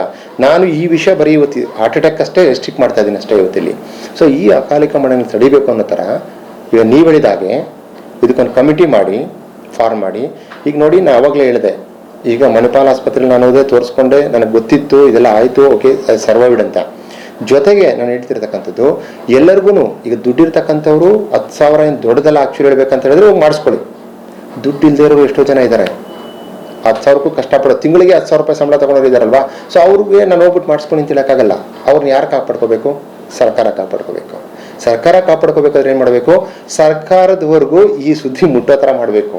ಸರ್ಕಾರದವ್ರು ಮುಟ್ಟೋ ಥರ ಮಾಡಬೇಕು ಅಂದರೆ ಜನ ನಿಮಗೆ ನಿಮ್ಮ ನೀಡಿನ ನನಗೆ ಬೇಕು ಅಂತ ನೀವು ಕೇಳ್ಕೋಬೇಕು. ಜನ ನಾನು ಹೇಳಕ್ಕೆ ಬರಲ್ಲ ಅಲ್ಲಿ, ನನಗೆ ಇರೋದನ್ನ ಹೇಳಿದ್ದೀನಿ. ಜನ ನಮಗೆ ಈ ಫೆಸಿಲಿಟಿ ಬೇಕು, ನಾವು ಇಂಥದನ್ನು ಚೆಕ್ ಮಾಡಿಸ್ಕೋಬೇಕು ಅಂತ ಹೇಳಿ ಜನ ಯಾವಾಗ ಫೋರ್ಸ್ ಮಾಡ್ತಾರೆ ಸರ್ಕಾರಕ್ಕೆ, ಅದು ಏನು ಇಲ್ದಿರೋ ವಿಷಯನೇ ನಾನು ಅವಾಗಲೇ ಹೇಳಿದಾಗ ಧರ್ಮಸ್ಥಳದ್ದು ಮಾಡಿದ್ರು. ಅಂದರೆ ಧರ್ಮ ಸಂಕಟ ಸಿಗಾಕೊಂಡು ಸರ್ಕಾರ ಅವ್ರೇನು ಮಾಡ್ಬೇಕಂತ ಮಾಡಿದ್ದಲ್ಲ, ಅಂದರೆ ಆ ಪರಿಸ್ಥಿತಿ ಕ್ರಿಯೇಟ್ ಆಯಿತು. ಇವತ್ತು ನೀವು ತಿಂಗಳಿಗೆ 100 ಜನ ಸಾಯ್ತಾ ಇದ್ದೀರಾ ಕರ್ನಾಟಕದಲ್ಲಿ. ತಿಂಗಳಿಗೆ 100 ಜನ ಸಾಯ್ಬೇಕಾದ್ರೆ ನಮ್ಮ ಈಗ ಹೇಳಿ, ನಮ್ಗೆ ಎಷ್ಟು ಜನ ಸಂಘಟನೆಗಳಿದ್ದಾವೆ? ಕನ್ನಡ ಪರ ಹೋರಾಟಗಾರರಿರ್ಬೋದು, ಬೇರೆ ಜಾತಿವಾರ ಸಂಘಟನೆಗಳಿರ್ಬೋದು, ರಾಷ್ಟ್ರ ಸಂಘಟನೆಗಳಿರ್ಬೋದು, ರಾಜ್ಯ ಸಂಘಟನೆಗಳಿರ್ಬೋದು, ಹೋರಾಟಗಾರರು ಎಷ್ಟು ಜನ ಇದ್ದಾರೆ.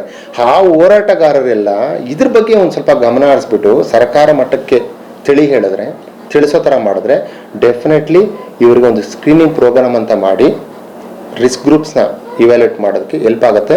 ಸೊ ಅವ್ರಿಗೆ ಯಾರ ಹತ್ರ ಸ್ವಲ್ಪ ದುಡ್ಡು ಶಾರ್ಟ್ ಇರುತ್ತೆ, ಕಡಿಮೆ ಇರುತ್ತೆ, ಅವ್ರಿಗೂ ಗೌರ್ಮೆಂಟ್ ಕಡೆಯಿಂದನೇ ಅವ್ರಿಗೆ ಒಂದು ಚಿಕಿತ್ಸೆ ಕೊಡಿಸೋದು ಆಮೇಲೆ ಆಗುತ್ತೆ. ಚಿಕಿತ್ಸೆಗೆ ಜಯದೇವಲ್ಲಿ ಹೋದ್ರೆ ಕಡಿಮೆ ಆಗುತ್ತೆ, ನಮಗೆ ಇನ್ನು ವಿಕ್ಟೋರಿಯಾದಲ್ಲಿ ಕಡಿಮೆ ಆಗುತ್ತೆ, ಅದು ಆಮೇಲೆ ಮಾಡ್ಕೋಬೋದು. ಅಟ್ಲೀಸ್ಟ್ ಇವ್ಯಾಲ್ಯೂಯೇಷನ್ ನಮ್ಗೆ ಬೇಕಾಗಿರ್ತಕ್ಕಂಥದ್ದು ಈಗ. ಸೊ ಆ ಇವ್ಯಾಲ್ಯೂಯೇಷನ್ನ ಸರ್ಕಾರದ ಕಡೆಯಿಂದ ಮಾಸ್ ಸ್ಕ್ರೀನಿಂಗ್ ಅಂತ ಮಾಡಬಹುದು. ಅದೇನು ದೊಡ್ಡ ಸರ್ಕಾರದ ಮಟ್ಟಕ್ಕೆ ಅದು ದೊಡ್ಡ ವಿಷಯನೇ ಅಲ್ಲ ಅವರು ಕನ್ಸಿಡರ್ ಮಾಡಿದ್ರೆ. ಜೊತೆಗೆ ಏನಂತ ಹೇಳಿದ್ರೆ, ಈಗಿರ್ತಕ್ಕಂಥ ನಮ್ಮ ಹೆಲ್ತ್ ಮಿನಿಸ್ಟರ್ ಏನಿದ್ದಾರೆ ದಿನೇಶ್ ಗುಂಡೂರಾವ್ ಅವ್ರ ಬಗ್ಗೆ ಹೇಳ್ಬೇಕು ಅಂತ ಹೇಳಿದ್ರೆ, ಅವ್ರ ಫ್ಯಾಮಿಲಿ ಬಗ್ಗೆ, ಅವ್ರ ಅಪ್ಪ ಅವ್ರ ಬಗ್ಗೆ ಹೇಳ್ಬೇಕಂತ ಹೇಳಿದ್ರೆ ಅಪಾರ ಒಂಥರ ಗೌರವ ಇಟ್ಕೊಂಡಿರ್ತಕ್ಕಂಥವ್ರು. ಈಗ ಬೇರೆ ರಾಜಕಾರಣಿಗಳಿಗೆ ಹೋಲಿಸ್ಕೊಂಡ್ರೆ ಅವ್ರ ಬಗ್ಗೆ ಯಾವುದು ನೆಗೆಟಿವಿಸಮ್ ಇಲ್ಲ. ನಾನು ಹೇಳೋ ಮಟ್ಟಕ್ಕೆ ಹೇಳ್ಬೇಕು ಅಂತ ಹೇಳಿದ್ರೆ, ಅಂದರೆ ಅವ್ರು ನಿಜವಾಗ್ಲೂ ಅವ್ರು ತಲುಪಿದ್ರೆ ಈ ವಿಷಯನ ಇದರಿಂದ ಒಳ್ಳೇದಾಗುತ್ತೆ ಜನಕ್ಕೆ ಅಂತ ಅವ್ರು ಏನಾದರೂ ಗೊತ್ತಾಯ್ತು ಅಂದರೆ ಡೆಫಿನೆಟ್ಲಿ ಮಾಡ್ತಾರೆ. ಇಲ್ಲಿ ಆಗ್ತಕ್ಕಂಥದ್ದು ಕೆಲಸ ವಿಷಯಗಳೇನೆಂದರೆ ಅವ್ರ ಮಟ್ಟಕ್ಕೆ ಇದ್ರ ಹೋಗಲ್ಲ. ಆ ಸುತ್ತಾರವರೇ ಬೇರೆ ಥರ ಗೇಮ್ ಆಡ್ಬಿಡ್ತಾರೆ ಅಲ್ಲಿ. ಸೊ ಅದು ಹೊಂದಿರುತ್ತೆ. ಅದಕ್ಕೆ ಆ ಸುತ್ತ ಇರ್ತಕ್ಕಂಥವ್ರನ್ನ ತಪ್ಪಿಸಿ ಇದನ್ನ ಹೆಲ್ತ್ ಮಿನಿಸ್ಟರ್ ಲೆವೆಲ್ಗೆ ಹೋಗೋ ಥರ ಮೀಡಿಯಾದವರು ಮಾಡಬೇಕು. ಜೊತೆಗೆ ಜನಗಳು, ಯಾಕಂದರೆ ಇದು ಜನಗಳಿಗೆ ಬೇಕಾಗಿರ್ತಕ್ಕಂಥದ್ದು. ಈಗ ನೋಡಿ, ಈ ಒಂದು ಮಾಹಿತಿ ಕೊಟ್ಟು ಈ ಒಂದು ಇವತ್ತು ವಿಡಿಯೋ ಮಾಡಿ ಖಂಡಿತ ಹೇಳ್ತೀನಿ, ನನಗೇನು ಲಾಭ ಇಲ್ಲ, ಇದರಿಂದ ಏನೂ ಇಲ್ಲ. ನನಗೆ ಸಾವು ಬಂದಿತ್ತು, ನಾನು ಸಾವಿನ ದವಡೆಯಿಂದ ತಪ್ಪಿಸ್ಕೊಂಡು ಬಂದಿದ್ದೀನಿ. ಇನ್ನು 15 ವರ್ಷ ನಾನು ಬದುಕಿರ್ತೀನಿ ಅಂತ ನಾನು ಗ್ಯಾರಂಟಿ ಇದೆ. ಈಗ ಸ್ಟೆಂಟ್ ಹಾಕ್ಕೊಂಡಿದ್ದೀನಿ, ಆಮೇಲೆ ಒಂದ್ಸರಿ ಚೆಕ್ ಮಾಡಿಸ್ಕೊಂಡ್ರೆ ಆಗುತ್ತೆ. ಇದು ನಿಮಗೆ ಜನಗಳಿಗೋಸ್ಕರ ಇದೊಂದು ಮಾಹಿತಿ ಆಗಲಿ. ಅಂದರೆ ಎಲ್ಲ ಕರೆಕ್ಟಾಗಿದ್ದೀವಿ ಅಂತ ನಾವು ಎಲ್ಲೋ ಒಂದು ಕಡೆ ಯಾಮಾರ್ಕೊಂಡು ಹೋಗ್ಬಾರ್ದು. ನಾವು ಕರೆಕ್ಟಾಗಿದ್ದೀವಿ ಅಂದ್ಕೊಂಡು ಆ ಮುಂಡು ಧೈರ್ಯ ಬಿಟ್ಟು, ನಾವು ಕೆಲಸ ಮಾಡೋದೇ ಬೇರೆ, ದೇಹನೇ ಬೇರೆ. ಒಂದು ಏಜ್ ಬಂದಮೇಲೆ, ಮೊದಲೆಲ್ಲ 50 ವರ್ಷ ಆಗೋದು 35 ವರ್ಷಕ್ಕೆ ಚೇಂಜಸ್ ಆಗ್ತಾ ಇದೆ. ಸೊ ದಯವಿಟ್ಟು ನಾನು ಹೇಳೋದೊಂದೇ ಜನಗಳಿಗೆ, ಒಂದು ಕಡೆ ಸರ್ಕಾರದ ಕಡೆ ಪ್ರೆಷರ್ ಹಾಕಿಸಿ ಅದನ್ನು ಮಾಸ್ಕಿಂಗ್ ಮಾಡೋ ಥರ ಮಾಡಿ, ಆದಷ್ಟು ಶೇರ್ ಮಾಡಿ. ಅವ್ರಿಗೆ ಗೊತ್ತಾಯ್ತು ಅಂದರೆ ಡೆಫಿನೆಟ್ಲಿ ಇದನ್ನು ಕನ್ಸಿಡರ್ ಮಾಡ್ತಾರೆ. ಅವರೊಂದು ಇವ್ಯಾಲ್ಯೂಷನ್ ಮಾಡ್ತಾರೆ, ಕಮಿಟಿ ಮಾಡ್ತಾರೆ. ಅದರಿಂದ ಈ ಥರ ಮಾಡಿ ಮಾಸ್ ಕ್ಲೀನಿಂಗ್ ಆಯಿತು ಅಂದರೆ ಜನಗಳಿಗೆ ಹೆಲ್ಪ್ ಆಗುತ್ತೆ. ಜೊತೆಗೆ ಯಾರ್ಯಾರು ಈಗ ಈ ಕಂಪ್ನಿಗಳಲ್ಲಿ ಕೆಲಸ ಮಾಡ್ತಿದ್ರು ಅವರು ನಿಮ್ಮ ಕಂಪ್ನಿಗಳಿಗೆ ಸ್ವಲ್ಪ ಹೇಳಿ, ಏನೋ ಒಂದು ಕನ್ಸೆಷನ್ ಮಾಡಿಸೋದು, ಇನ್ನೊಂದು ಮಾಡಿಸೋದು ಮಾಡಿ ಸ್ಕ್ರೀನಿಂಗ್ ಮಾಡಿಸ್ಕೊಳ್ಳಿ. ದುಡ್ಡು ಇರೋರು ಆದರೆ, ನೀವು ಕಾರ್ ಇಟ್ಟೋರಾದರೆ ನೀವು ಇದು ಕಾರ್ ಸರ್ವಿಸ್ ಕೊಟ್ಟಷ್ಟು ಖರ್ಚಲ್ಲ ಅಂತ ತಿಳ್ಕೊಳ್ಳಿ.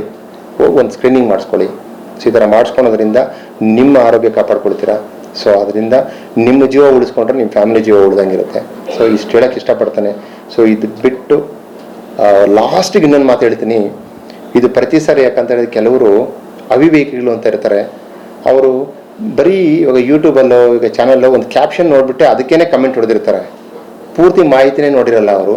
ದಯವಿಟ್ಟು ಯಾರೇ ಆಗಲಿ ಪೂರ್ತಿ ಮಾಹಿತಿ ಏನು ಕೊಟ್ಟಿದ್ದೀವಿ ಅಂತ ಕೇಳಿಸ್ಕೊಳ್ಳಿ. ಅಲ್ಲಿ ಏನು ನಡೀತಿದೆ ಅಂತ ನೋಡಿ, ಒಂದ್ಸರಿ ನೋಡಿ ಅದಾದಮೇಲೆ ನಿಮ್ಮ ವಿಚಾರನ ಕಮೆಂಟ್ ಮಾಡೋಕ್ಕೆ ಮಾಡಿ. ಅವಾಗ ನಿಮಗೆ ಅನ್ಸಿದ್ರೆ 1000 ಜನಕ್ಕೆ ಶೇರ್ ಮಾಡಿ.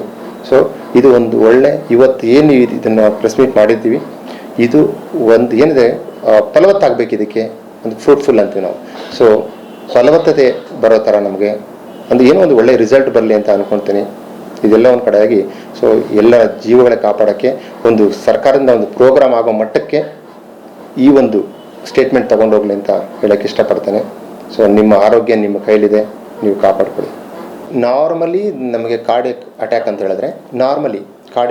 ಹೇಳಿದ್ರೆ ಏನಾಗುತ್ತೆ, ಒಂದು ಕೆಲವರಿಗೆ ಚೆಸ್ಟ್ ಪೇನ್ ಸ್ಟಾರ್ಟ್ ಆಗುತ್ತೆ, ಎಡಗಡೆ ಭಾಗದಲ್ಲಿ ಚೆಸ್ಟ್ ಪೇನ್ ಸ್ಟಾರ್ಟ್ ಆಗುತ್ತೆ. ಅವ್ರಿಗೆ ಇವನ್ ಬ್ರೀತ್ ತಗೊಳಕ್ಕಾಗಲ್ಲ, ಗಟ್ಟಿಯಾಗಿ ಹಿಡ್ಕೊಂಡಂಗಿರುತ್ತೆ, ಯಾರೋ ಹಿಡ್ಕೊಂಬಿಟ್ಟಿರ್ತಾರೆ ಅನ್ನೋ ಥರ ಹಾರ್ಟ್ನ. ಎರಡನೇದು ಎಪಿಗ್ಯಾಸ್ಟ್ರಿಕ್ ಅಂತೀವಿ, ಅಂದರೆ ಎದೆ ಭಾಗದಿಂದ ಕೆಳಗಡೆ ಅಲ್ಲಿ ಏನೋ ಉರಿ, ಸೇಮ್ ನಿಮಗೆ ಗ್ಯಾಸ್ಟ್ರೈಟಿಸ್ ಥರ ಇರುತ್ತೆ ಅಲ್ಲಿ. ಅದಕ್ಕೆ ಎಷ್ಟೋ ಜನ ಮಿಸ್ ಮಾಡ್ಕೊಂಡೋಗಿ ಪ್ಯಾಂಟಾಪ್ ಇಂಜೆಕ್ಷನ್ನು ಇನ್ನೊಂದು ಸಿರಪ್ ಕುಡ್ಕೊಂಡು ಮನೆಗೆ ಹೋಗ್ಬಿಡ್ತಾರೆ ಎಷ್ಟೋ ದಿನ. ಅದು ಎರಡನೇದು. ಮೂರನೇದು, ಕೆಲವರಿಗೆ ಗಿಡ್ಡಿನೆಸ್ ಬರುತ್ತೆ. ಅದರಲ್ಲಿ ಕೆಲವರಿಗೆ ಏನೂ ಇಲ್ಲ, ವಾಮಿಟಿಂಗ್ ಬಂದುಬಿಡುತ್ತೆ, ಕೆಲವರಿಗೆ ಭಾಳ ವಾಮಿಟಿಂಗ್ ಆಗ್ತಾ ಇರುತ್ತೆ, ಗಿಡ್ಡಿನೆಸ್ ಬರ್ತಾ ಇರುತ್ತೆ. ಅವ್ರಿಗೆ ಹೇಳ್ತಾರೆ ಗಿಡ್ಡಿನೆಸ್ ಬಂದು ಬಿದ್ದಂಗೆ ಆಗ್ಬಿಡುತ್ತೆ. ಸೊ ಈ ಥರ ಯಾವುದೇ ಬಂದರೂ ಅಲ್ಲಿ ಇರ್ತಕ್ಕಂಥದ್ದು ಎರಡೇ ವಿಷಯ. ನಮಗೆ ಚೆನ್ನಾಗಿರ್ತಕ್ಕಂಥ ವ್ಯಕ್ತಿಗೆ ಚೆಸ್ಟ್ ಪೇನ್ ಕಾಣಿಸ್ಕೊತಾ ಇದೆ, ಗಿಡ್ಡಿನೆಸ್ ಬರ್ತದೆ, ವಾಮಿಟಿಂಗ್ ಆಯ್ತಾಯಿತ್ತು ವಿತೌಟ್ ಎನಿ ರೀಸನ್, ಅಂದರೆ ಏನು ಫುಡ್ ಪಾಯ್ಸನಿಂಗ್ ಇಲ್ಲ, ಏನೂ ಇಲ್ಲ, ಕರೆಕ್ಟಾಗಿದ್ದೀನಿ ಏನಾಗಿದ್ದರೆ ಎರಡೇ ಯೋಚನೆ ಮಾಡಬೇಕು, ಇಲ್ಲ ಕಾರ್ಡಿಯಕ್ ಇರಬೇಕು, ಇಲ್ಲ ಬ್ರೈನ್ ಇರಬೇಕು, ಅಲ್ಲಿ ಬರ್ತಕ್ಕಂಥದ್ದು. ಸೊ ಆವಾಗ ನಾವು ಇಮಿಡಿಯೇಟ್ ನಮಗೆ ಬ್ರೈನ್ಗಾದರೆ ನಮಗೆ 4.25 ಗಂಟೆ ಟೈಮ್ ಇದೆ ಬ್ರೈನ್ ಅಟ್ಯಾಕ್ಗೆ, ನಿಮಗೆ ಗೋಲ್ಡನ್ ಆರ್. ಬಟ್ ಇಲ್ಲಿ ಕಾರ್ಡಿಯಕ್ ಇರ್ತಕ್ಕಂಥದ್ದು 1 ಅವರ್ ನಮಗೆ. ಸೊ ಅವಾಗೇನು ಮಾಡಬೇಕು, ಇಮಿಡಿಯೇಟ್ ನಾವು ಕಾರ್ಡಿಯಕ್ ಇಂಪಾರ್ಟೆನ್ಸ್ ಕೊಡಬೇಕು. ಆವಾಗ ಇಮಿಡಿಯೇಟಾಗಿ ಒಂದು ECG ಮಾಡಿಸ್ಕೊಳೋದು. ನನಗೆ ಏನೂ ಆಗಿಲ್ಲ, ಬರೀ ಸ್ವಲ್ಪ ಚೆಸ್ಟ್ ಪೈನು, ನಾನು ಗಟ್ಟಿಯಾಗಿ ಓಡಾಡ್ಕೊಂಡಿದ್ದೀನಿ. ಕೆಲವ್ರಿಗೆ ಏನು ಗೊತ್ತಾ, ಸಂಕೋಚ. ಹೇಳ್ತಾ ಇದ್ದೀನಿ, ಮನುಷ್ಯರಿಗೆ ಎಷ್ಟು ಈಗೋ ಇರುತ್ತೆ ಅಂತ ಹೇಳಿದ್ರೆ, ನಿನಗೆ ಚೆಸ್ಟ್ ಪೈನ್ ಇದೆಯಪ್ಪ, ಎಪಿಗ್ಯಾಸ್ಟ್ರಿಕ್ ಬರ್ತಾ ಇದೆ ನಿನಗೆ, ಒಂದು ECG ಮಾಡಿಸ್ಕೊಂಡ್ರೆ, ಅವ್ರು ECG ಮಾಡಿಸ್ಕೊಂಡ್ರೆ ನನಗೆ ಅವಮಾನ. ಅಂದರೆ ನಾನೇನು ವೀಕ್ ಆಗಿದ್ದೀನಾ, ನಾನು ಗಟ್ಟಿಯಾಗಿದ್ದೀನಲ್ವ, ನಾನು ದಿನಕ್ಕೇನು ಇಷ್ಟು ಕೆಲಸ ಮಾಡ್ತೀನಿ, 10 ಕಿಲೋಮೀಟ್ರ್ ನಡೀತೀನಿ, ನಾನು ಅಷ್ಟೊಂದು ಭಾರ ಎತ್ತೀನಿ, ನನಗೆ ಯಾಕಾಗುತ್ತೆ ಹಾರ್ಟ್ ಅಟ್ಯಾಕು. ಈ ಮೊಂಡು ಧೈರ್ಯ ಇದೆ ಜನಗಳಿಗೆ. ಸೊ ಆ ಮೊಂಡು ಧೈರ್ಯನ ಬಿಡಬೇಕು. ನಿಮಗೆ ಎಲ್ಲೋ ಒಂದು ಕಡೆ ಅನಿಸ್ತು ಅಂತ ಹೇಳಿದ್ರೆ ಅದು ಒಂದು ECG ಮಾಡ್ಕೊಳೋದು. ಇದನ್ನು ಹೇಳಿದ್ದು ನಿಮಗೆ, ಇಲ್ಲ 2D ಇವೇನೇ ಇರ್ತಾವಲ್ವ, ಆ ಇವ್ಯಾಲ್ಯೂಷನ್ ಮಾಡ್ಕೊಂಬಿಡ್ಬೇಕಾಗ, ಯಾಕಂದರೆ ಅಲ್ಲಿ ಟೈಮ್ ಇಲ್ಲ ನಮಗೆ ಕಾರ್ಡಿಯಕ್ಕೂ. ಅದು ಮುಗುತ್ತಾ, ಇದೆಲ್ಲ ನಾರ್ಮಲೈಸ್ ಬಂತಾ, ಆಮೇಲೆ ನಾವು ಇಮಿಡಿಯೇಟಾಗಿ ಬ್ರೈನ್ ಬಗ್ಗೆ ಯೋಚನೆ ಮಾಡಬೇಕು. ಸೊ ಇದಕ್ಕೆ ಯೂಶಲಿ ಬರ್ತಕ್ಕಂಥ ಚೆಸ್ಟ್ ಪೇನು, ಗಿಡಿನೆಸ್ಸು, ಸ್ವೆಟ್ಟಿಂಗು, ಜೊತೆಗೆ ವಾಮಿಟಿಂಗ್ ಕೆಲವ್ರಿಗೆ ಆಗುತ್ತೆ. ಸೊ ನಾರ್ಮಲ್ ಇರ್ತಕ್ಕಂಥ ಮನುಷ್ಯನಿಗೆ ಸಡನ್ನಾಗಿ ಆಗುತ್ತೆ ಇವೆಲ್ಲ, ನಿಧಾನ ಗ್ರ್ಯಾಜುವಲ್ ಪ್ರೋಸೆಸ್ ಆಗೋದಿಲ್ಲ. ನೋಡಿದ್ರಲ್ಲ ವೀಕ್ಷಕರೇ, ಡಾಕ್ಟರ್ ವರದರಾಜ್ರವರಿಗೆ ರಾತ್ರಿ ಯಾವ ಥರ ಎದೆ ಬಡಿತ ಆಯಿತು, ನೋವಾಯಿತು, ಮತ್ತು ಸಡನ್ನಾಗಿ ಯಾವ ಥರ ಅವ್ರು ಹೋಗಿ ಆಸ್ಪತ್ರೆಯಲ್ಲಿ ಚಿಕಿತ್ಸೆ ತೊಗೊಂಡು ಬಂದರು ಅಂತೆಲ್ಲ ಹೇಳಿದ್ದಾರೆ. ಆಮೇಲೆ ಪ್ರತಿಯೊಬ್ಬರೂ ಅಷ್ಟೇ, ಏನು ನಿಮ್ಮ ಮನೆಗಳಲ್ಲಿರ್ತಕ್ಕಂಥ ಬೈಕು, ಕಾರು, ಇತರೆ ನಿರ್ಜೀವ ವಸ್ತುಗಳಿಗೆ ಬೆಲೆಯನ್ನು ಕೊಡ್ತಾ ಇದ್ದೀರಾ, ಆದರೆ ನಿಮ್ಮಲ್ಲಿರ್ತಕ್ಕಂಥ ಜೀವಕ್ಕೆ ಬೆಲೆನೇ ಇಲ್ಲದಂತೆ ಮರಿತಾ ಇದ್ದೀರಾ. ಹಾಗಾಗಿ ಪ್ರತಿಯೊಬ್ಬರು ಇವತ್ತು 10,000 ಅನ್ನೋದು ಹಣಕ್ಕೆ ಬೆಲೆನೇ ಇಲ್ಲ.